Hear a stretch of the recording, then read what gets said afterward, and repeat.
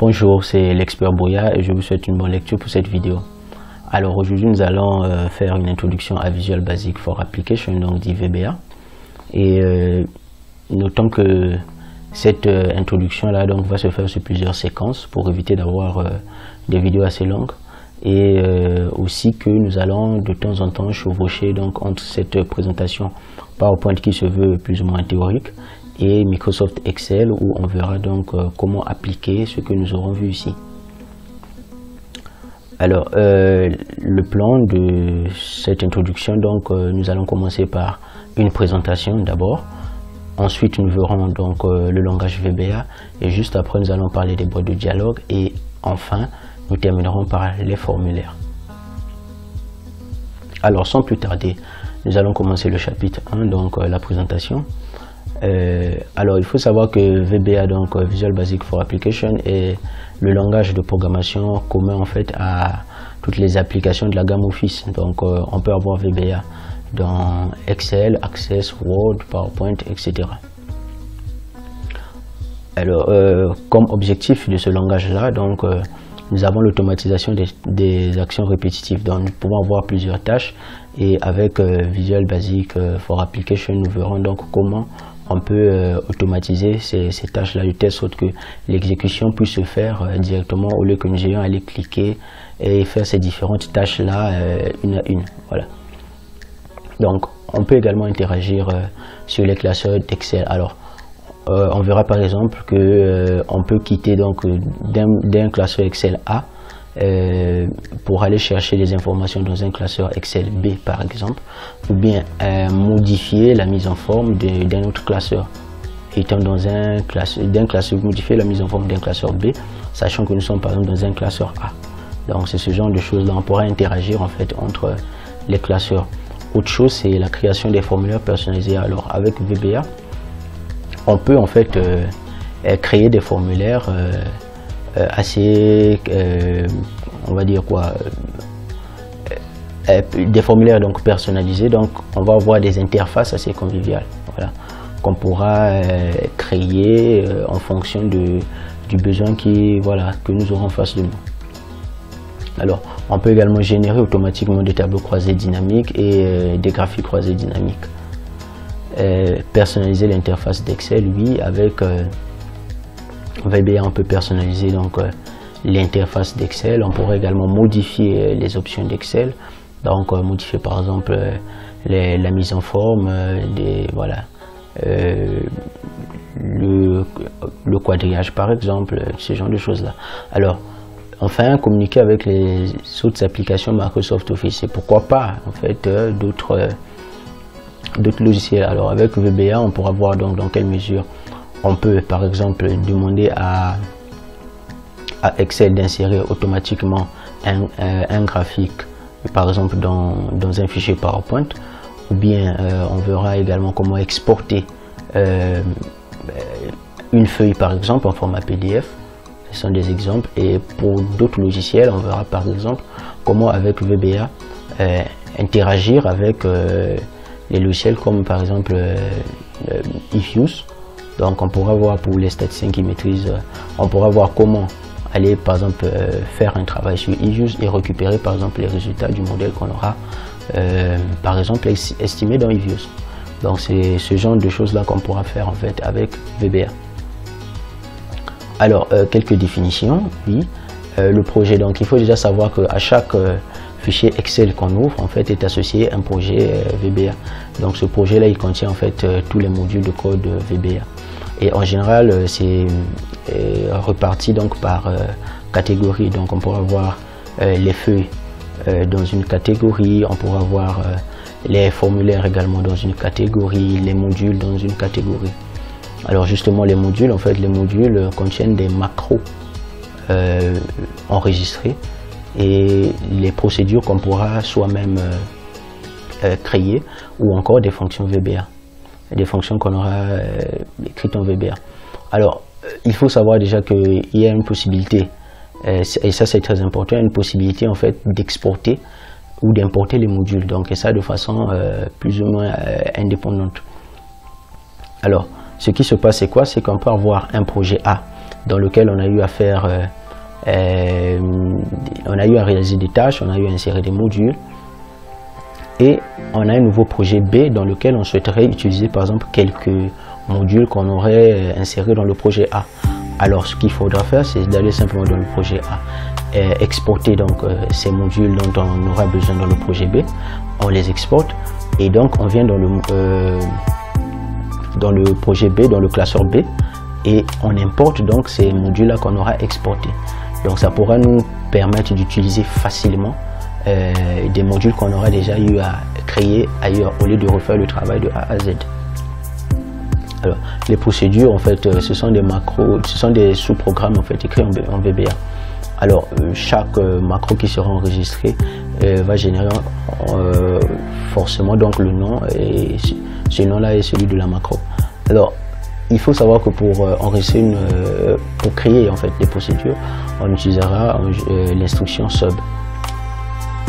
Pour ce qui est des fonctions, en fait, la particularité avec les fonctions, c'est que ce sont des procédures en fait, mais qui retournent une valeur.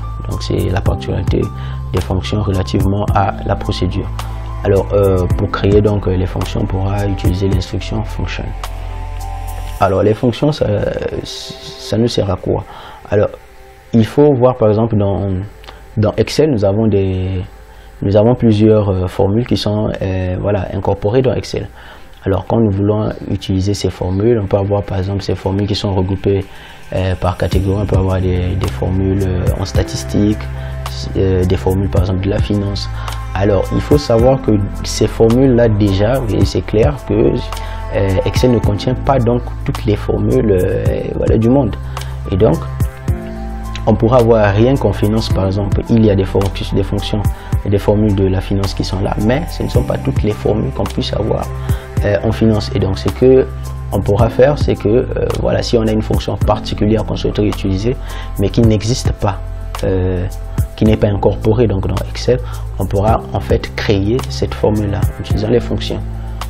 Et pareil pour d'autres domaines. Donc si on peut prendre par exemple un exemple en statistique, si on veut utiliser la fonction étendue, en ma connaissance et jusqu'à aujourd'hui, cette fonction n'est pas incorporée dans Excel. Alors on pourra donc créer une fonction étendue qu'on pourra de temps en temps maintenant utiliser. Si par exemple je suis un statisticien ou je travaille dans n'importe quel domaine et que j'ai besoin de cette fonction, je pourrais donc l'utiliser comme toute autre formule incorporée donc dans Excel. Voilà un peu à quoi on pourra utiliser, sur quoi on pourra se servir pour utiliser les fonctions. Alors, écriture du code VBA. Alors, il faut savoir qu'on dispose de deux possibilités pour créer donc des procédures VBA. Une première possibilité, donc, c'est générer automatiquement le code en utilisant donc l'enregistreur de macro. Alors, il faut déjà savoir que toute action que nous menons dans Excel, toute tâche, toute action que nous allons réaliser, effectuer dans Excel, en fait, génère automatiquement un code. Mais voilà, qu'on nous montre pas, qu'on nous affiche pas tout le temps. Alors ce qu'on va faire avec l'enregistreur de macro, c'est que on va cliquer sur enregistrer et toutes les tâches qu'on aura effectuées, donc toutes les actions qu'on va effectuer juste après avoir cliqué sur enregistrer, Excel va récupérer le code associé à ces actions là, et lorsque nous allons cliquer sur arrêter, Excel, donc on pourra demander à Excel en fait de nous donner, de nous montrer toutes les lignes de code là qui ont été générées. Donc c'est ces lignes de code là associées aux différentes tâches qu'on aura menées. Donc ça c'est une première façon de faire. Et une seconde façon, et donc tout naturellement, c'est de saisir directement du code VBA dans l'environnement que nous appellerons donc Visual Basic Editor. Donc VBE. Alors les macros d'Excel. Alors nous allons voir comment afficher l'onglet développeur dans le ruban. Alors l'onglet développeur, c'est cet onglet là en fait qui va nous servir, qui nous sera utile pour pouvoir travailler avec VBA. Alors donc comme on dit, pour écrire les macros, exécuter, enregistrer ou créer des applications Excel, il faut d'abord pouvoir afficher l'onglet développeur, c'est très capital. Alors pour ce faire, nous allons donc cliquer sur l'onglet fichier, puis sur options. Ensuite donc nous allons personnaliser le ruban et nous allons donc cocher la case développeur. Ensuite nous allons cliquer sur OK puis valider. Alors la description de l'onglet développeur, l'enregistrement des macros. Pour enregistrer en fait une macro, nous allons donc cliquer sur le bouton enregistrer comme nous l'avons vu tout à l'heure. Et ensuite, nous allons saisir dans la boîte de dialogue qui va apparaître. Donc, nous allons renseigner en fait cette boîte de dialogue. Nous allons mettre le nom, par exemple, la description et peut-être voilà les raccourcis qu'on voudra y associer. Donc, nous avons cet exemple-là où ici nous avons donc mis ici le nom de la macro. Nous avons renseigné ICA, la touche de raccourci donc CTRL-SHIFT-B et ici la description de la macro. Alors, dès qu'on va cliquer sur OK pour démarrer donc l'enregistrement de la macro, il faudra ensuite effectuer des tâches dans les actions dont on souhaiterait avoir le code juste après. Il faudra donc effectuer ces tâches-là et une fois fini, on arrête simplement l'enregistrement. Et donc, lorsqu'on aura arrêté l'enregistrement, il suffira d'aller voir dans les macros voilà, le code qui sera associé à cette macro-là. Alors pour exécuter une macro, donc il suffira de cliquer donc sur le bouton macro qu'on verra tout à l'heure dans l'onglet développeur, ou encore on pourra utiliser le raccourci donc Alt F8, puis effectuer donc un double clic sur le nom de la macro. Alors ou encore on pourra effectuer donc la combinaison des touches qu'on aura associées, telles que dans ce cas CTRL-SHIFT-B. Alors quelque chose d'assez important, c'est également qu'il faut savoir arrêter l'exécution d'une macro, ça peut être utile. Alors pour cela, il faudra par exemple appuyer simplement sur la touche échappe.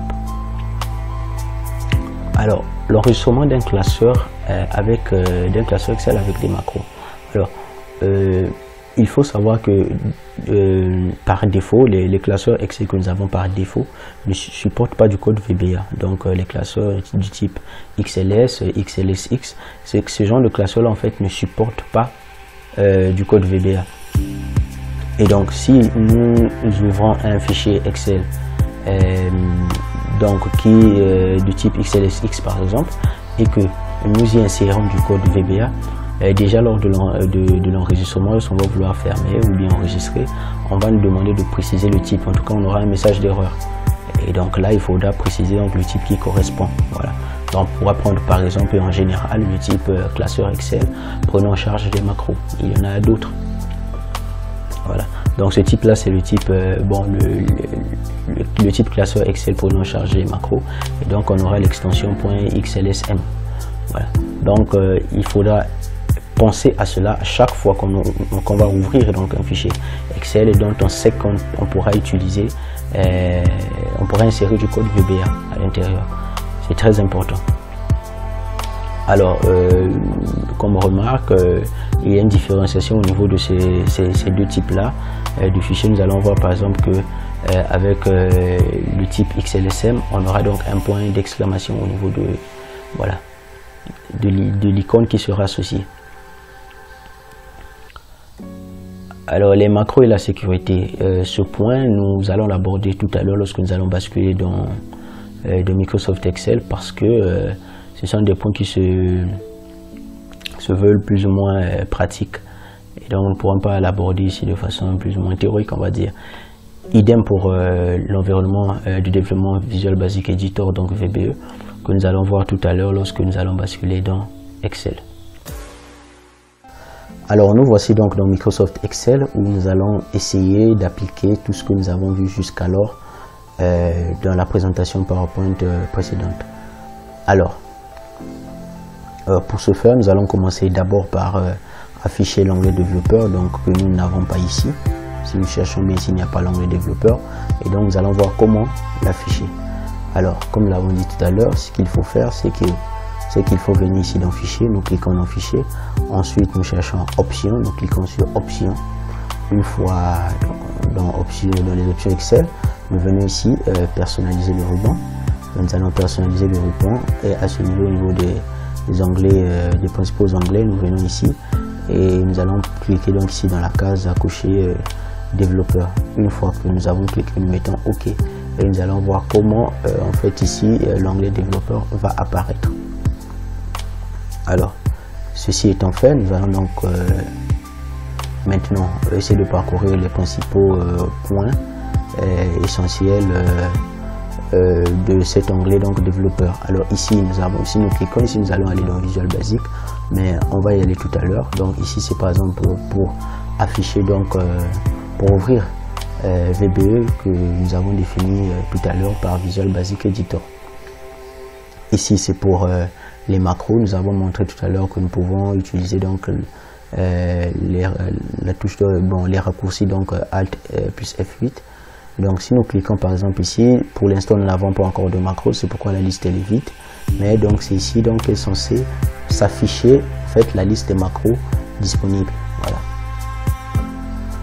Alors ici c'est pour enregistrer le macro, nous allons voir un cas tout à l'heure. Nous allons voir comment enregistrer le macro, donc c'est ici qu'on vient de cliquer. Ici c'est pour utiliser les références relatives, là c'est pour la sécurité du macro, on va y revenir. Là c'est pour télécharger donc des compléments Office. Ici c'est pour sélectionner des compléments Excel et là sélectionner donc les compléments com. À ce niveau on pourra insérer donc les contrôles de formulaire par exemple, ou encore et surtout les contrôles ActiveX. Et donc à ce niveau on viendra ici à mode création pour activer ou encore désactiver le mode création. Voilà. Et donc ici c'est pour les propriétés. Lorsqu'on voudra par exemple voir les propriétés d'un contrôle ActiveX qu'on aura inséré par exemple, ici c'est pour visualiser le code. Donc si on veut visualiser le code associé donc à un contrôle, on viendra cliquer ici et là c'est pour exécuter par exemple la boîte de dialogue. Et voilà pour ce qui est des points essentiels à connaître pour l'instant, voilà, dans l'onglet développeur. Alors avant d'aller dans Visual Basic Editor, nous allons d'abord voir un cas d'enregistrement d'une macro. Nous allons voir comment nous pouvons donc enregistrer une macro. Alors pour ce faire, nous allons cliquer donc dans enregistrer une macro. On dit ici macro 2 par exemple. Nous allons dire non, nous allons prendre macro, par exemple nous allons appeler macro pstat. Voilà. Et ici pour le contrôle, pour la touche de raccourci, nous allons mettre par exemple CTRL B. Et ici pour la description, on mettra, nous allons mettre par exemple macro test initiation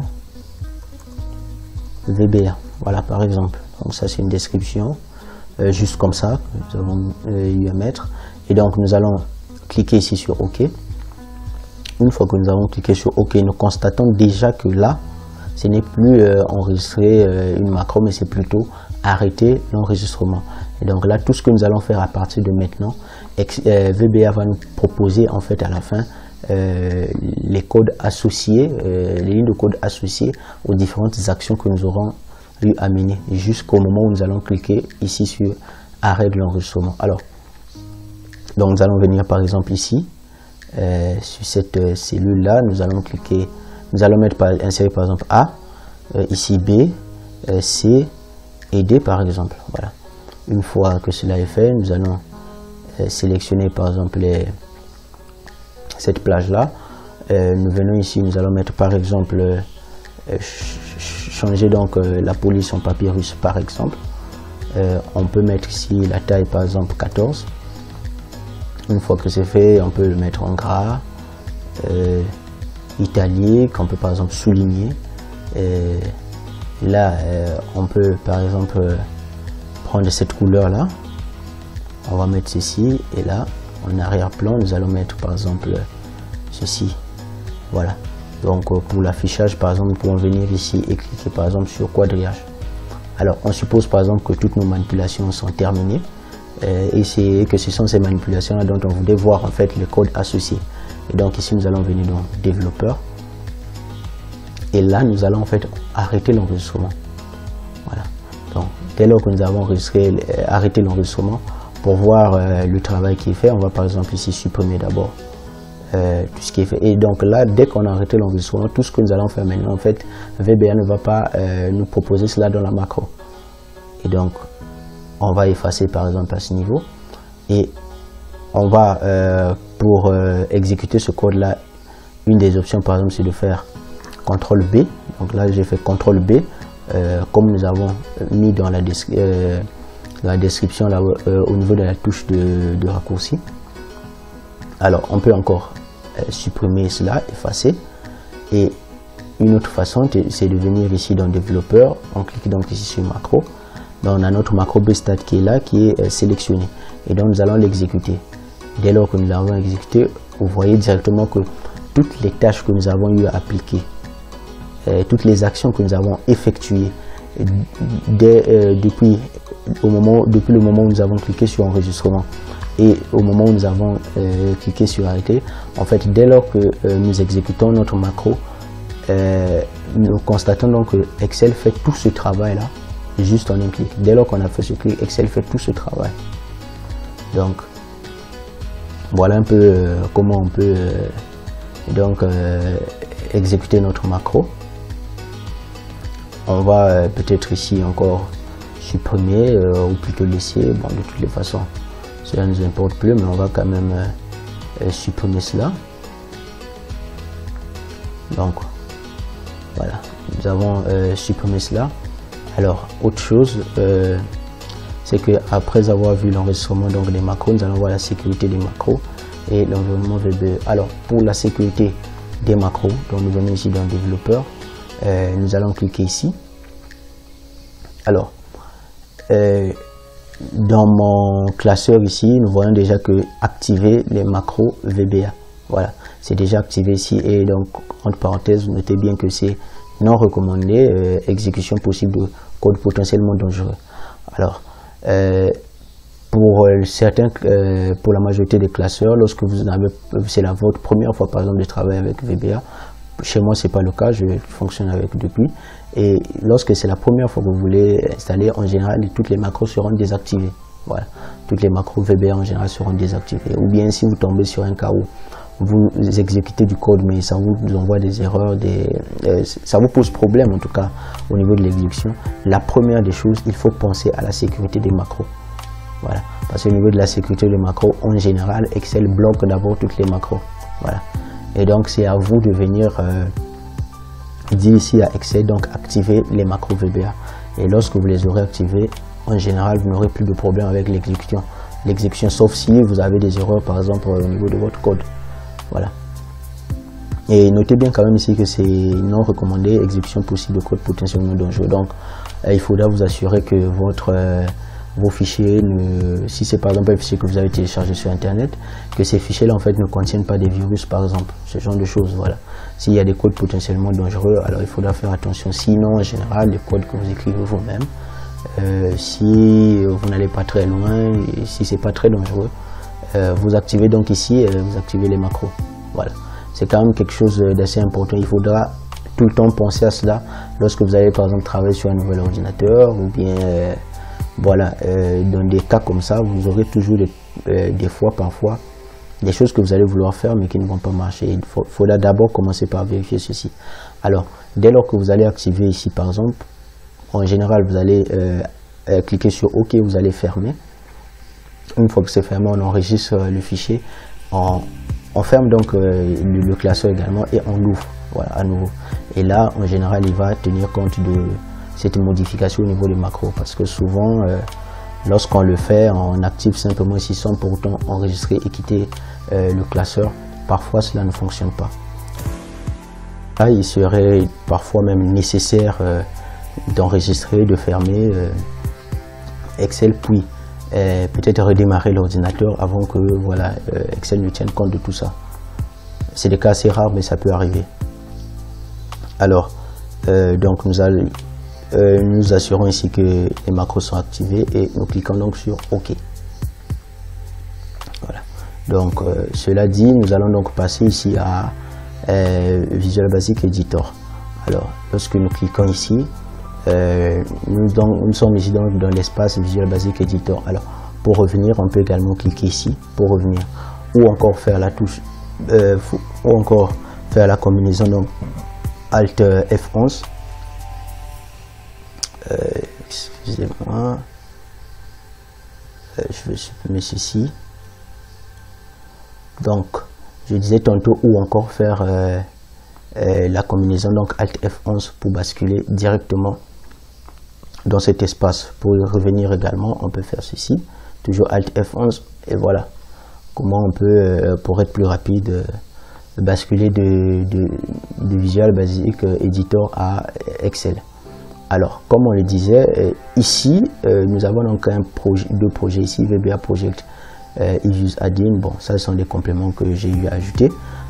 Cela ne nous intéresse pas. Nous sommes ici donc dans VBA Project, introduction donc à VBA, qui est donc notre fichier. Voilà, Excel, notre classeur Excel. Et donc, nous avons qu'une seule feuille dans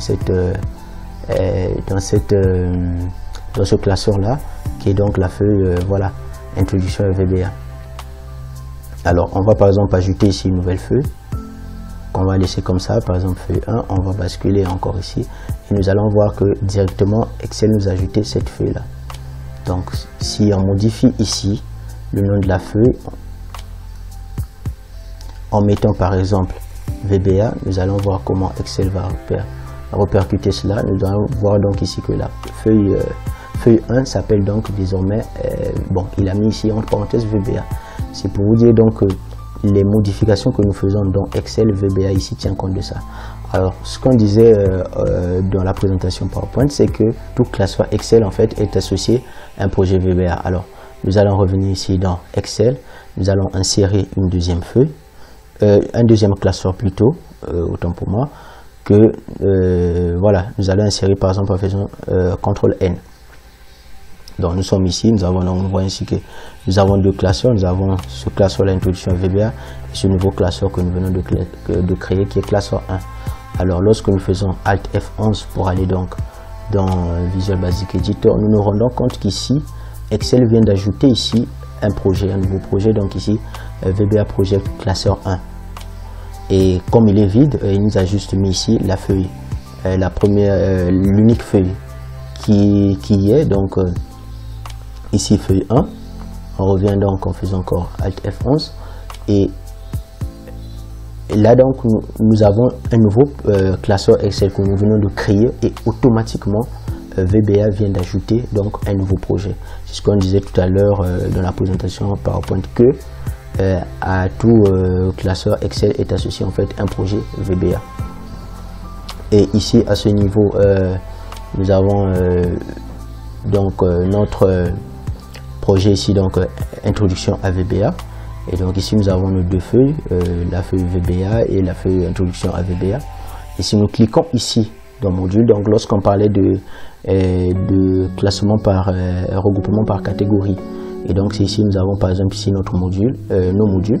Donc ici pour l'instant nous avons le module 1 qui est donc ici par exemple notre macro qu'on appelait macro bstat. Et donc voilà le code associé à notre macro. Donc ici nous avons la description de la macro, ici la touche de raccourci par exemple, CTRL B, et voilà en fait le code associé à tout ce que nous avons fait à cette macro là, donc en fait à toutes les tâches que nous avons eu à effectuer depuis le moment où nous avons cliqué sur enregistrement de la macro et l'arrêt de la macro. Voilà donc tout le code qui est associé, en fait toutes les tâches qu'on a eu à insérer. Voilà le code qui a permis de faire ce travail là. Donc pour l'instant on va s'arrêter par là pour ne pas tirer en long dans la vidéo, et dans les prochaines séances nous allons donc voir le langage VBA.